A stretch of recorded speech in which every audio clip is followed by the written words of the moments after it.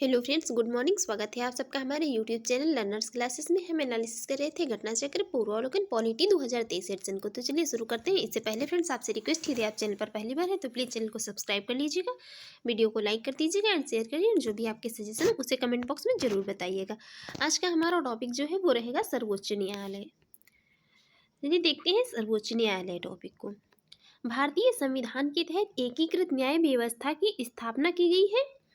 भारतीय संविधान जो है तो इसके तहत एकीकृत न्याय व्यवस्था की स्थापना की गई है, जिसमें शीर्ष पर इसको सर्वोच्च न्यायालय या उसके अधीन उच्च न्यायालय तथा अधीनस्थ न्यायालयों की श्रेणियां हैं। सबसे सर्वोच्च जो है इसमें शीर्ष पर किसको रखा गया है, तो ये सर्वोच्च न्यायालय को रखा गया है। न्यायपालिका की है एक एकल प्रणाली है। भारत सरकार अधिनियम 1935 से ली गई है। जो भारत सरकार अधिनियम 1935 है वहाँ से इसको जो न्यायपालिका की ये एकल प्रणाली है उसमें से इसको लिया गया है, क्योंकि संविधान के भी जो अधिकांश मतलब स्रोत है तो क्या है, ये भारत सरकार का अधिनियम जो 1935 है यही है। भारत की सर्वोच्च न्यायालय की स्थापना हुई थी 26 जनवरी 1950 को। 26 जनवरी 1950 को इसकी स्थापना हुई थी, और इसका उद्घाटन जो है ये हुआ था 28 जनवरी 1950 को। तो ये जो है एग्जैक्ट डेट एकदम याद रखिए, 26 जनवरी 1950 स्थापना और 28 जनवरी 1950 को इसका उद्घाटन हुआ था सर्वोच्च न्यायालय का। भारतीय संविधान के जो भाग 5 के अंतर्गत अध्याय 4 में सर्वोच्च न्यायालय से संबंधित प्रावधान अनुच्छेद 124 से लेकर 147 तक में ये उल्लेखित हैं। सर्वोच्च न्यायालय में जो मुख्य न्यायाधीश सहित न्यायाधीशों की कुल स्वीकृत संख्या जो वर्तमान में है तो कितनी है, ये 34 है। मतलब 33 न्यायाधीश है और जो एक मुख्य न्यायाधीश। सर्वोच्च न्यायालय के न्यायाधीशों की नियुक्ति कौन करता है, ये राष्ट्रपति करते हैं। मुख्य न्यायाधीश की नियुक्ति राष्ट्रपति सर्वोच्च न्यायालय के एवं उच्च न्यायालयों के ऐसे न्यायाधीशों से परामर्श करने जिन्हें मतलब राष्ट्रपति हेतु जिन्हें क्या है, जिन्हें राष्ट्रपति इस प्रयोजन हेतु आवश्यक समझे के बाद करता है। राष्ट्रपति मतलब जो सर्वोच्च न्यायालय का मुख्य न्यायाधीश होता है, तो जो भी मतलब उच्च न्यायालय या मतलब और जो भी न्यायाधीश ऐसे होते हैं जिनसे राष्ट्रपति अपनी मतलब सलाह लेके और सर्वोच्च न्यायालय के मुख्य न्यायाधीश की नियुक्ति करता है। अन्य न्यायाधीशों की नियुक्ति में मुख्य न्यायाधीश का परामर्श आवश्यक है। जो अन्य न्यायाधीशों की नियुक्ति होती है तो उसमें जो मुख्य न्यायाधीश होता है उसका परामर्श आवश्यक होता है। यहाँ मुख्य न्यायाधीश के परामर्श से तात्पर्य वस्तुतः जो मुख्य न्यायाधीश के साथ सर्वोच्च न्यायालय जो मतलब सर्वोच्च न्यायालय की ये 4 अन्य वरिष्ठतम जो भी मतलब न्यायाधीशों के कॉलेजियम के परामर्श से है। सर्वोच्च न्यायालय का न्यायाधीश बनने के लिए किसी व्यक्ति को भारत का नागरिक होना चाहिए, उसे किसी उच्च न्यायालय का या ऐसे 2 अधिक न्यायालयों का लगातार कम से कम 5 वर्ष के लिए न्यायाधीश होना चाहिए, या उसे किसी उच्च न्यायालय या ऐसे 2 अधिक मतलब जो है अधिक न्यायालयों में मिलाकर कम से कम 10 वर्ष तक के अधिवक्ता होना चाहिए, या फिर राष्ट्रपति के विचार में वह पारंगत विधिवेत्ता हो। सर्वोच्च न्यायालय का मुख्य न्यायाधीश होने के लिए संविधान में न्यूनतम आयु का उल्लेख नहीं किया गया है। सर्वोच्च न्यायालय का जो है न्यायाधीश बनने के लिए संविधान में कोई भी मतलब जो है एज लिमिट तय नहीं की गई है। सर्वोच्च न्यायालय में न्यायाधीशों की संख्या में वृद्धि संसद कर सकती है। सर्वोच्च न्यायालय में जो भी न्यायाधीश है 34 वर्तमान में, तो इसमें जो है वृद्धि कौन कर सकता है, तो संसद को अधिकार दिए गए हैं इनमें वृद्धि करने की। सर्वोच्च न्यायालय के न्यायाधीशों को राष्ट्रपति शपथ दिलाते हैं, और सर्वोच्च न्यायालय के न्यायाधीश राष्ट्रपति को संबोधित कर अपना पद त्याग कर सकते हैं। ये अपना जो भी मतलब त्याग पत्र किसको है, तो ये राष्ट्रपति को संबोधित करके ही दे सकते हैं।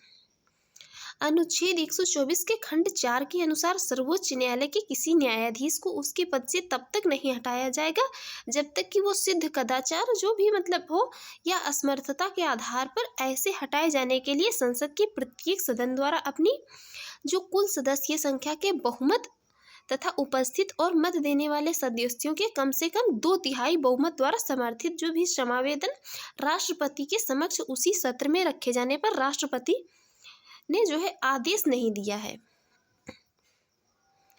न्यायाधीश जांच अधिनियम 1968 में क्या हुआ था, कुल 7 धाराएं हैं जिसमें उच्चतम एवं उच्च न्यायालयों के न्यायाधीशों को पद से हटाए जाने हेतु समावेदन और उन पर लगाए गए कदाचार या असमर्थता के अभियोग की जांच एवं जो है उसे मतलब सिद्ध करने की प्रक्रिया का विनियमन किया गया है। इसमें और जो उच्चतम न्यायालय के न्यायाधीश की सेवानिवृत्ति की आयु रखी गई है वो कितनी, तो वो 65 ईयर्स रखी गई है।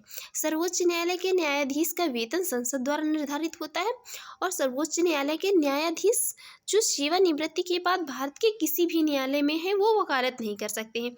जो भी मतलब सर्वोच्च न्यायालय के जो न्यायाधीश होते हैं तो यदि रिटायरमेंट के बाद अपने किसी भी न्यायालय में यदि वकालत करना चाहे तो वो नहीं कर सकते हैं।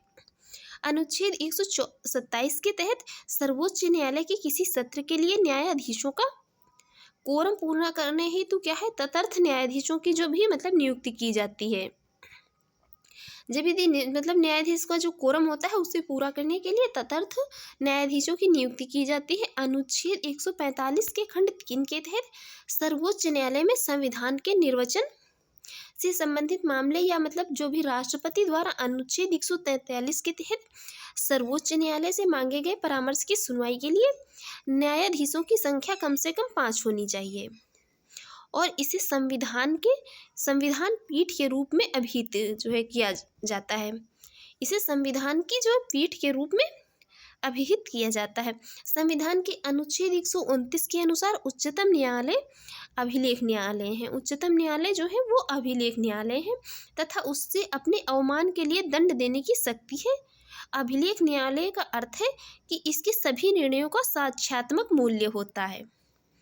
अभिलेख न्यायालय का मतलब यह है कि जो भी मतलब इसके निर्णय होते हैं निर्णयों का सभी साक्ष्यात्मक मूल्य होता है। अनुच्छेद 131 के तहत केंद्र और राज्यों के बीच, 2 या अधिक राज्यों के बीच तथा भारत सरकार और किसी राज्य या राज्यों और दूसरी ओर या एक या अधिक अन्य राज्यों के बीच होने वाले विवादों का जो निर्णय करने की मतलब सर्वोच्च न्यायालय की शक्ति है, तो ये मूल आरंभिक अधिकारिता के अंतर्गत आती है। अनुच्छेद 132 से लेकर 136 तक सर्वोच्च न्यायालय के ये अपीलीय क्षेत्राधिकार का उल्लेख किया गया। भारत का संविधान जो है तो इसमें अनुच्छेद 132 से लेकर 136 तक सर्वोच्च न्यायालय के अपीलीय क्षेत्राधिकार का इसमें क्षेत्राधिकार की जो है बात की गई है। भारतीय संविधान के अनुच्छेद 136 के अंतर्गत अपील के लिए उच्चतम न्यायालय की जो विशेष इजाजत का प्रावधान है। अनुच्छेद 137 के अंतर्गत अपने निर्णयों या भी मतलब जो भी इसके आदेश हैं आदेशों का उच्चतम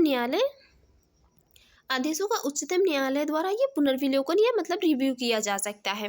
संविधान की व्याख्या करने का अंतिम अधिकार किसको है, सर्वोच्च न्यायालय को है। संविधान जो भारत का संविधान है इसकी व्याख्या करने का यदि अंतिम अधिकार किसी को है तो वो किसको है, सर्वोच्च न्यायालय को है। इस शक्ति के तहत सर्वोच्च न्यायालय द्वारा केंद्र व राज्य दोनों स्तरों पर विधायी व जो है कार्यकारी आदेशों की जो संवैधानिकता की जांच की जाती है और जो अधिकारातीत पाए जाने की स्थिति में इन्हें क्या है, अविधिक, असंवैधानिक और अवैध घोषित भी किया जा सकता है। और सर्वोच्च न्यायालय को भारतीय संविधान का संरक्षक तथा अभिभावक कहा गया है। सर्वोच्च न्यायालय जो है इसको भारतीय संविधान का संरक्षक तथा अभिभावक कहा जाता है। अनुच्छेद 138 के तहत सर्वोच्च न्यायालय के अधिकार क्षेत्र को बढ़ाने का अधिकार किसको है, संसद को है। अनुच्छेद 139 का के जो है खंड 2 के तहत देश के किसी उच्च न्यायालय में चल रहे जो मामलेवाद केस को किसी अन्य उच्च न्यायालय में भेजने का अधिकार किसको है, ये भी सर्वोच्च न्यायालय को ही है। भारतीय संविधान के मौलिक ढांचे या जो भी आधारिक मतलब संरचना है, बेसिक स्ट्रक्चर जो भी है संविधान का, तो इसके सिद्धांत का स्रोत न्यायिक व्याख्या है। केशवानंद भारती बनाम जो है केरला राज्य वाथा कब का 1973 का मामले में सर्वोच्च न्यायालय ने संविधान के मौलिक ढांचे का सिद्धांत प्रतिपादित किया है। इसके तहत संविधान के किसी भी संशोधन की उच्चतम न्यायालय द्वारा समीक्षा की जा सकती है यदि वह संशोधन संविधान के मौलिक या मतलब आधारभूत ढांचे का उल्लंघन करता है तो। संविधान के अनुच्छेद 141 के अनुसार सर्वोच्च न्यायालय द्वारा घोषित विधि भारत के सभी न्यायालयों पर क्या है, आबद्ध कर होती है। अनुच्छेद 142 में उच्चतम न्यायालय की जो भी मतलब डिक्रियों और आदेशों के प्रवर्तन और इसके प्रकटीकरण आदि के बारे में जो आदेश संबंधी प्रावधान दिए गए हैं। अनुच्छेद 143 के अंतर्गत राष्ट्रपति विधि या तथ्य के व्यापक महत्व के प्रश्न पर सर्वोच्च न्यायालय से परामर्श ले सकता है। अब हम बात करेंगे जो भी इम्पोर्टेंट एमसीक्यूज पूछे गए हैं।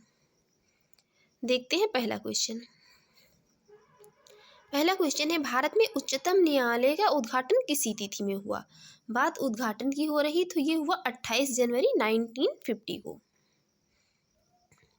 नेक्स्ट, भारत के सर्वोच्च न्यायालय की स्थापना हुई थी। तो ये भारत का जो सर्वोच्च न्यायालय है इसकी स्थापना भारतीय संविधान के द्वारा की गई है। नेक्स्ट क्वेश्चन, भारत के उच्चतम न्यायालय में न्यायाधीशों की संख्या में वृद्धि करने की शक्ति किसमें निहित है? ये शक्ति निहित है संसद में। भारतीय संविधान के अनुच्छेद 124 में उच्चतम न्यायालय के गठन संबंधी प्रावधान है और जिसमें ये कहा गया है कि उच्चतम न्यायालय में एक मुख्य न्यायाधीश तथा 7 अन्य न्यायाधीश होंगे तथा संसद समय समय पर विधि द्वारा न्यायाधीशों की संख्या का निर्धारण कर सकती है। संसद ने न्यायाधीशों की संख्या को निर्धारित करने के लिए 1956 में उच्चतम न्यायालय न्यायाधीशों की जो संख्या अधिनियम 1956 पारित किया और न्यायाधीशों की संख्या 10 जो मुख्य न्यायाधीश के अतिरिक्त कर दी गई। इस अधिनियम में संशोधन करके न्यायाधीशों की संख्या समय समय पर ये घटाई बढ़ाई जा सकती है और वर्तमान में ये जब ये क्वेश्चन पूछा गया तब 33 थी, अब जो है तो ये मुख्य न्यायाधीश सहित कितनी है? 34 है।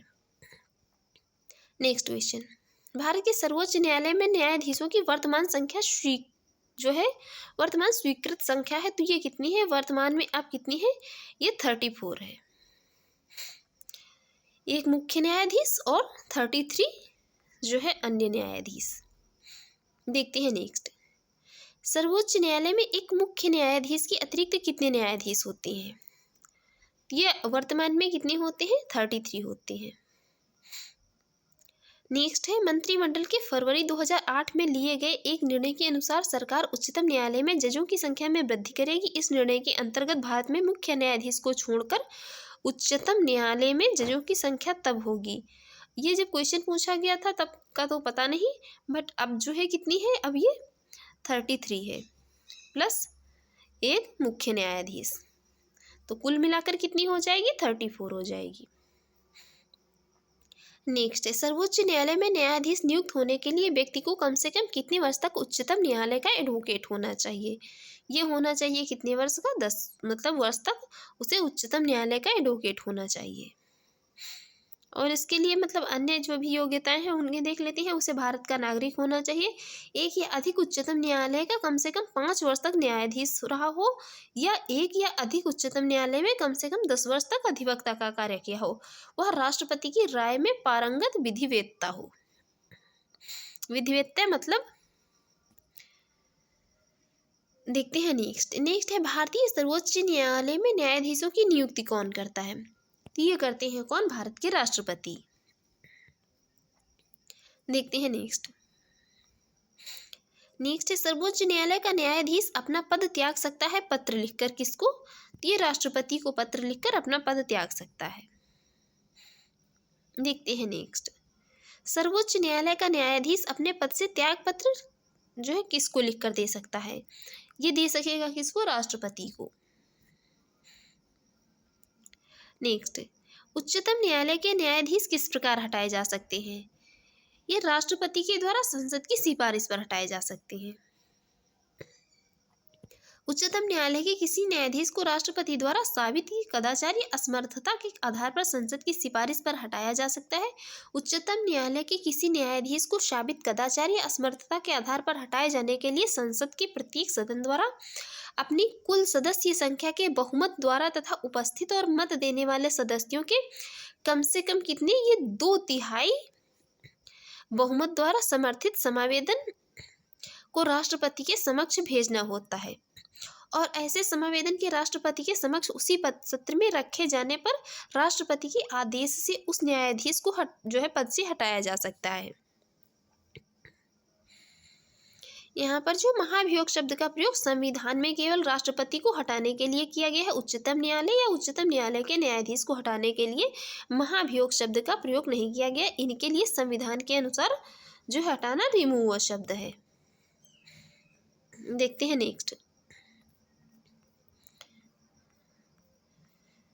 नेक्स्ट क्वेश्चन है, निम्नलिखित कथनों पर विचार कीजिए। यहाँ पर 3 स्टेटमेंट दिए, कितने? 4 दिए हैं। बताना है कौन सा जो है स्टेटमेंट करेक्ट होगा। तो पहला स्टेटमेंट है, न्यायाधीश जांच अधिनियम 1968 के अनुसार भारत के उच्चतम न्यायालय के किसी न्यायाधीश पर महाभियोग चलाने को जो यदि ये महाभियोग चलाने की बात आ गई तो ये स्टेटमेंट जो है यहीं से इनकरेक्ट हो गया, क्योंकि ये महाभियोग वाली बात जो है तो भारत के संविधान में महाभियोग सिर्फ किस पर, राष्ट्रपति पर चलाया जा सकता है। नेक्स्ट है, भारत का संविधान यह परिभाषित करता है और ब्यौरे देता है कि क्या क्या भारत के उच्चतम न्यायालय के न्यायाधीशों की अक्षमता और सिद्ध कदाचार को गठित करते हैं। ये ऐसी कोई बात जो है भारतीय संविधान में नहीं की गई है। भारत के संविधान में ऐसा जो है कुछ नहीं कहा गया है। नेक्स्ट है, भारत के उच्चतम न्यायालय के न्यायाधीशों के महाभियोग की प्रक्रिया के ब्यौरे न्यायाधीश जांच अधिनियम 1968 में दिए गए हैं। ये करेक्ट है, ये 1968 में दिए गए हैं, जो ये मतलब इस अधिनियम है, ना कि संविधान में। नेक्स्ट स्टेटमेंट है,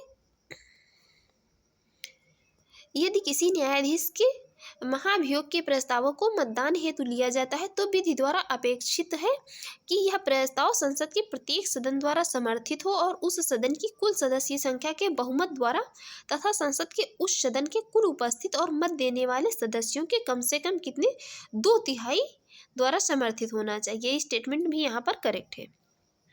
राइट आंसर हो जाएगा ऑप्शन सी।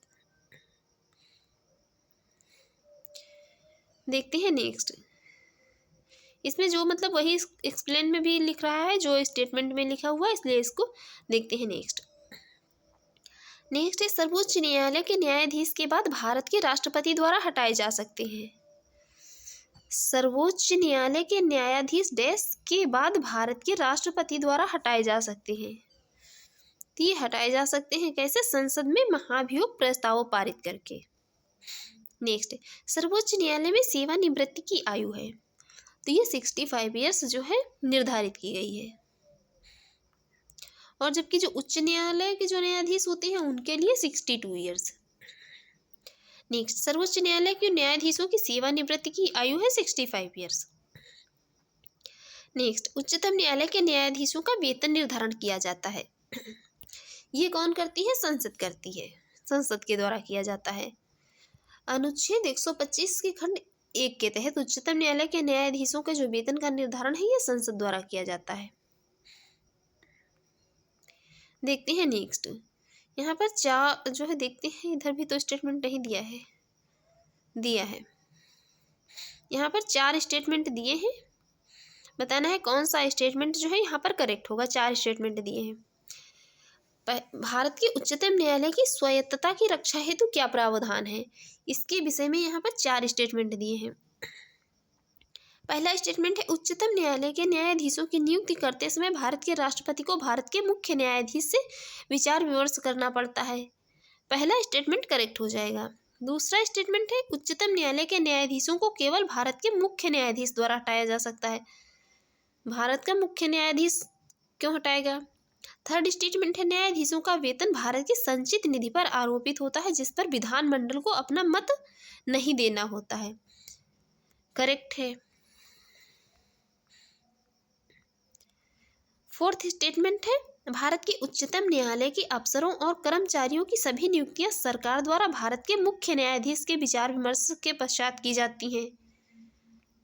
भारत के मुख्य न्यायाधीश से क्यों विचार विमर्श किया जाएगा। देखते हैं नेक्स्ट। निम्नलिखित कथनों पर विचार कीजिए। केवल 2 स्टेटमेंट दिए हैं, बताना है कौन सा स्टेटमेंट करेक्ट होगा। पहला स्टेटमेंट है, संसद भारत के उच्चतम न्यायालय की अधिकारिता को विस्तारित नहीं कर सकती है क्योंकि उसकी अधिकारिता वही है जो संविधान ने प्रदान की है। संसद तो कर सकती है, तो ये स्टेटमेंट इनकरेक्ट हो जाएगा। दूसरा स्टेटमेंट है, उच्चतम न्यायालय और उच्च न्यायालयों के अधिकारी और सेवक संबंध मुख्य न्यायमूर्ति द्वारा नियुक्त किए जाते हैं और न्यायालयों का प्रशासनिक व्यय भारत की संचित निधि पर भारित होता है। यहाँ तक तो बात ठीक है, लेकिन ये बात यहीं से गलत हो जाती है, तो इसलिए राइट आंसर हो जाएगा। देखते हैं ऑप्शन डी। देख लेते हैं इसकी एक्सप्लेन एक बार। संविधान के अनुच्छेद 38 के तहत क्या है, संसद विधि बनाकर उच्चतम न्यायालय की संघ सूची के संबंध में अतिरिक्त अधिकारिता को विस्तारित कर सकती है। और उच्चतम न्यायालय के अधिकारी और सेवक अनुच्छेद 146 एक के तहत तथा उच्च न्यायालयों के अधिकारी और सेवक अनुच्छेद 229 के खंड एक के तहत संबंध जो मुख्य न्यायमूर्ति द्वारा या उसके द्वारा निर्दिष्ट न्यायाधीश या अधिकारी द्वारा नियुक्त किए जाते हैं। तथापि अनुच्छेद 146 के खंड 5 के तहत जहां उच्चतम न्यायालय का प्रशासनिक व्यय भारत की संचित निधि पर भारित होता है, वहीं अनुच्छेद 229 के खंड 3 के तहत उच्च न्यायालय का प्रशासनिक व्यय राज्य की संचित निधि पर भारित होता है, ना कि भारत की संचित निधि पर। देखते हैं नेक्स्ट क्वेश्चन। नेक्स्ट क्वेश्चन है, सेवानिवृत्त होने के पश्चात सर्वोच्च न्यायालय के न्यायाधीश वकालत कर सकते हैं, तो वो किसी भी न्यायालय में जो है वकालत नहीं कर सकते हैं। तो यही राइट आंसर हो जाएगा ऑप्शन डी। देखते हैं नेक्स्ट है, भारत के सर्वोच्च न्यायालय के कार्यवाहक मुख्य न्यायाधीश की नियुक्ति करता है, तो करते हैं कौन, राष्ट्रपति करते हैं।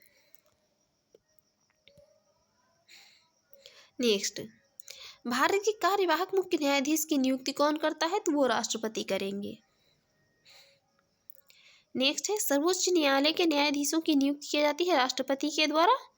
ये सर्वोच्च न्यायालय के मुख्य न्यायाधीश से परामर्श के साथ। देखते हैं इसके एक्सप्लेन। सर्वोच्च न्यायालय के न्यायाधीशों की नियुक्ति भारतीय संविधान के अनुच्छेद 124 के खंड 2 के तहत राष्ट्रपति द्वारा सर्वोच्च न्यायालय के और राज्यों के उच्च न्यायालयों के ऐसे न्यायाधीश से परामर्श के पश्चात जिनसे राष्ट्रपति इस प्रयोजन के लिए परामर्श करना आवश्यक समझे की जाती है, परंतु मुख्य न्यायमूर्ति से भिन्न किसी न्यायाधीश की जो नियुक्ति की स्थिति में क्या है, मुख्य न्यायमूर्ति से परामर्श आवश्यक है। वर्ष 1993 में दिए गए एक निर्णय में सर्वोच्च न्यायालय ने इस संबंध में मुख्य न्यायाधीश की सलाह सर्वोच्च न्यायालय के 2 अन्य वरिष्ठतम न्यायाधीशों के साथ संरचित जो भी मतलब कोलेजियम की सलाह को राष्ट्रपति के लिए बाध्यकारी बना दिया गया था। ये मतलब कोलेजियम प्रणाली पर एक जो है मैं अलग से वीडियो बना दूंगी। 1998 में मुख्य न्यायाधीश की सलाह को व्याख्यात करते हुए मुख्य न्यायाधीश के साथ सर्वोच्च न्यायालय के 4 अन्य वरिष्ठतम न्यायाधीशों के कोलेजियम मंडल का परामर्श लिखित जो भी मतलब आवश्यक होने का निर्णय दिया जाता है। और साथ ही क्या है, राष्ट्रपति को इस अनुशंसा को पुनर्विचार हेतु सर्वोच्च न्यायालय को वापस भेजने की छूट भी दी जाती है, परंतु पुनर्विचार के बाद भी पुनः वही नाम प्रस्तावित किए जाने पर राष्ट्रपति उसे स्वीकृत करने के लिए बाध्य हो जाते हैं। नेक्स्ट है, भारत के सर्वोच्च न्यायालय ने किस वर्ष में न्यायाधीशों की नियुक्ति के लिए कोलेजियम व्यवस्था को अपनाया था, तो ये अपनाया था कब, 1993 में अपनाया था।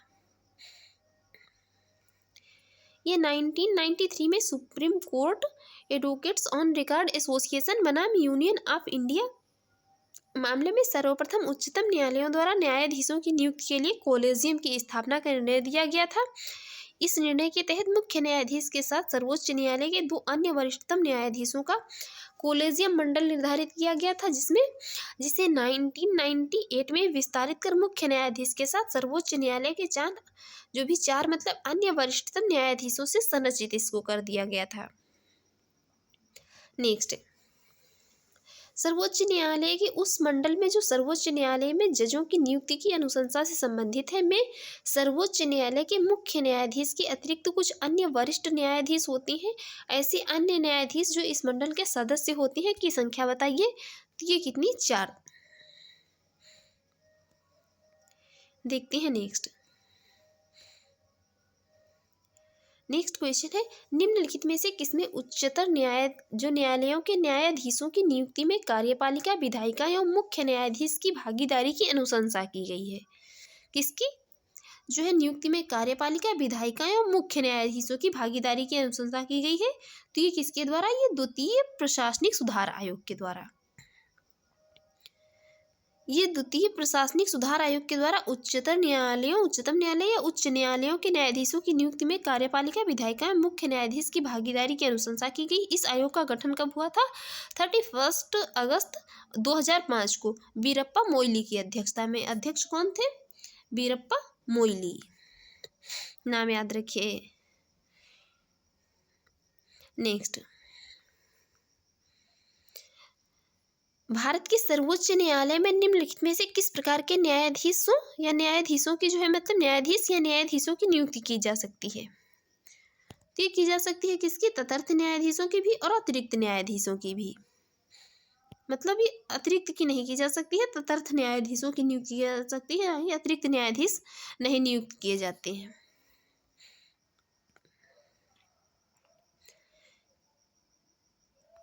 इसको तो अभी एक्सप्लेन ही कर चुके थे, देखते हैं इसलिए नेक्स्ट क्वेश्चन।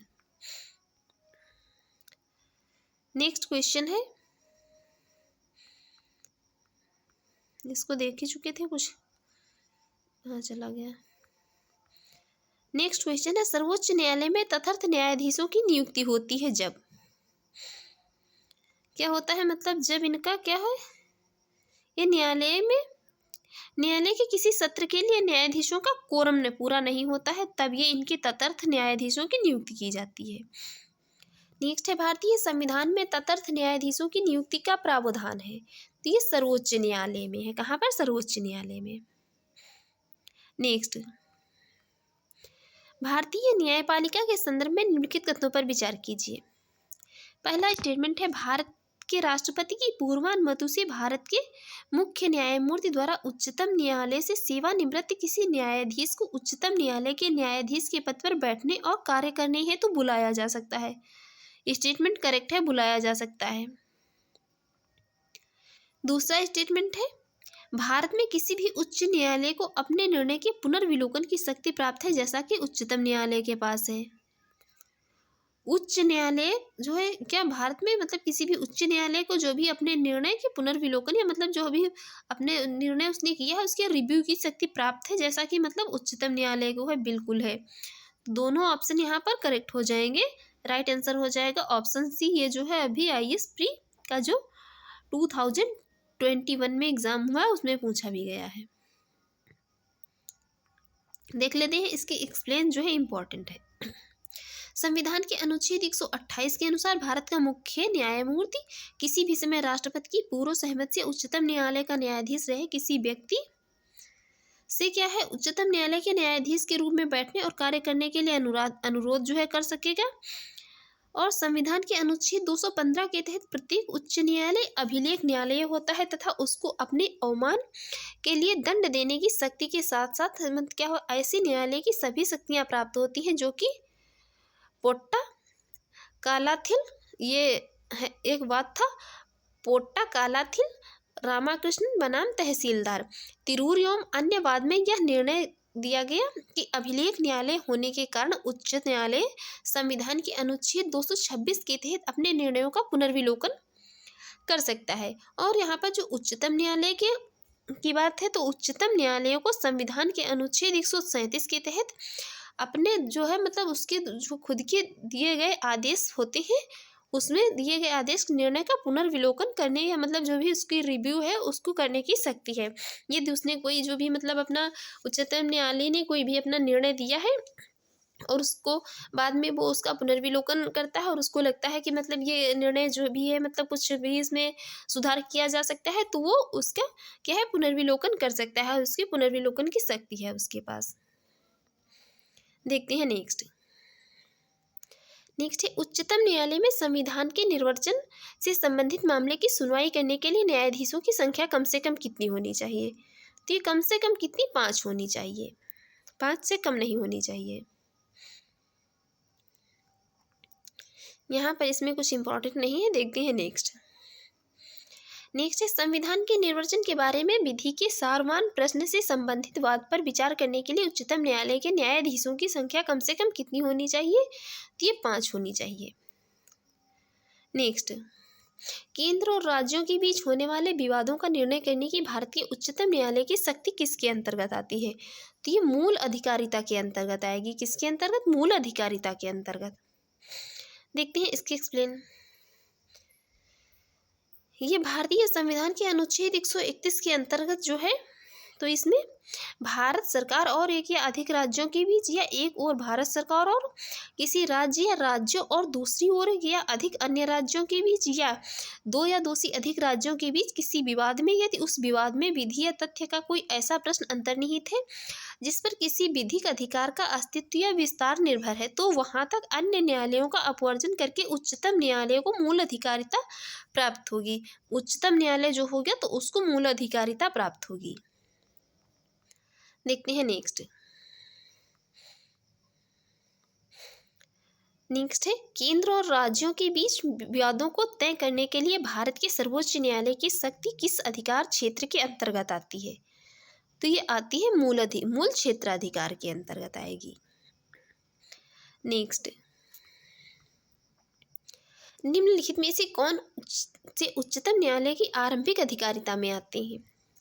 उच्चतम न्यायालय की आरंभिक अधिकारिता की बात की जा रही है। पहला स्टेटमेंट है भारत सरकार तथा एक या अधिक राज्यों के बीच का विवाद, ये आता है उच्चतम न्यायालय की आरंभिक अधिकारिता में। दूसरा है संसद के किसी भी सदन या राज्य विधानमंडल में हुए चुनाव, ये नहीं आता है इसका विवाद।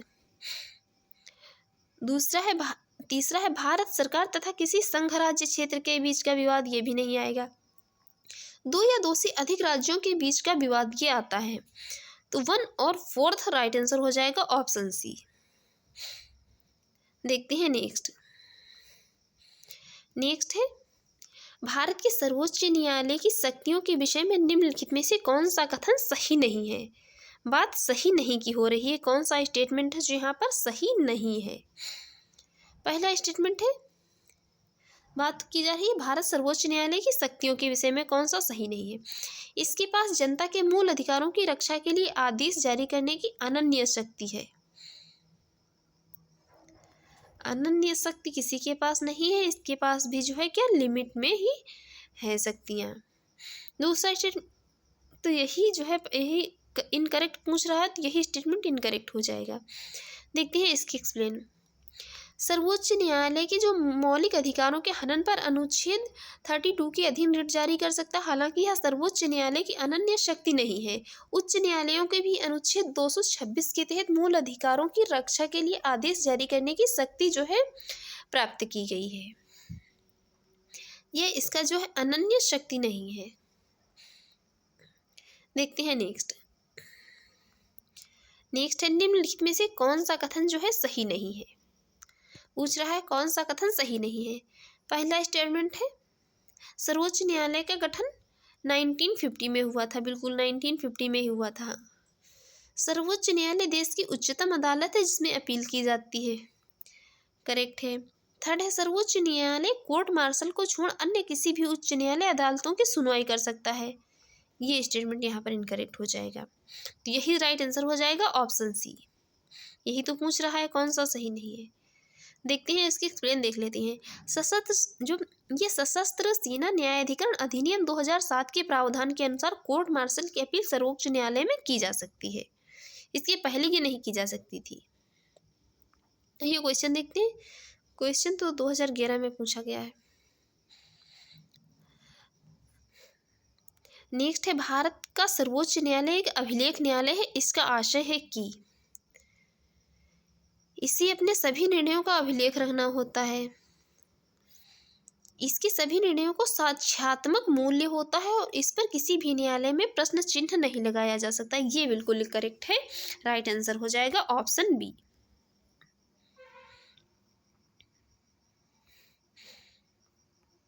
देखते हैं नेक्स्ट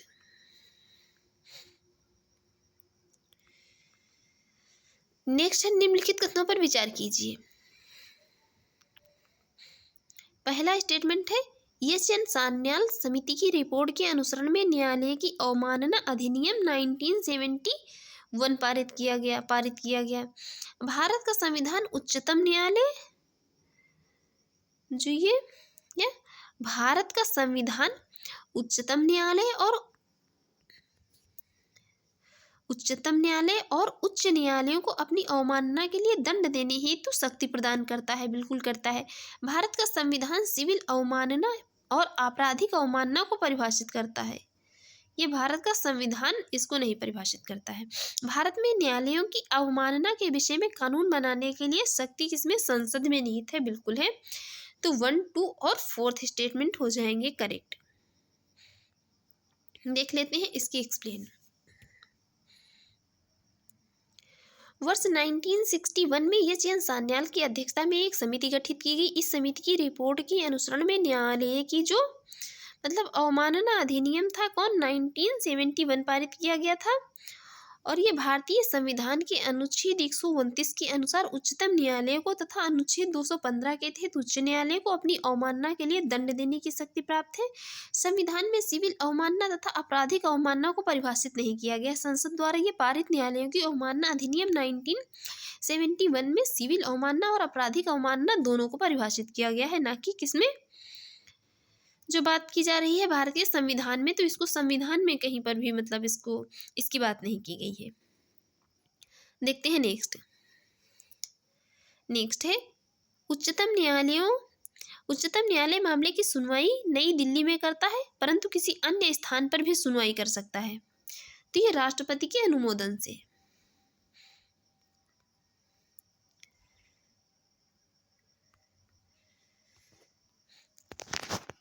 तो फ्रेंड्स, यहाँ पर जो है आज की वीडियो में हम सिर्फ 40 क्वेश्चन ही डिस्कस करेंगे। इसके आगे के क्वेश्चन जो होंगे हम नेक्स्ट वीडियो में डिस्कस करेंगे। तो आपको हमारी ये वीडियो अच्छी लगी हो तो हमारे यूट्यूब चैनल पर पहली बार है तो प्लीज़ चैनल को सब्सक्राइब कर लीजिएगा, वीडियो को लाइक कर दीजिएगा और शेयर करिए। जो भी आपके सजेशन उसे कमेंट बॉक्स में ज़रूर बताइएगा। Thanks for watching.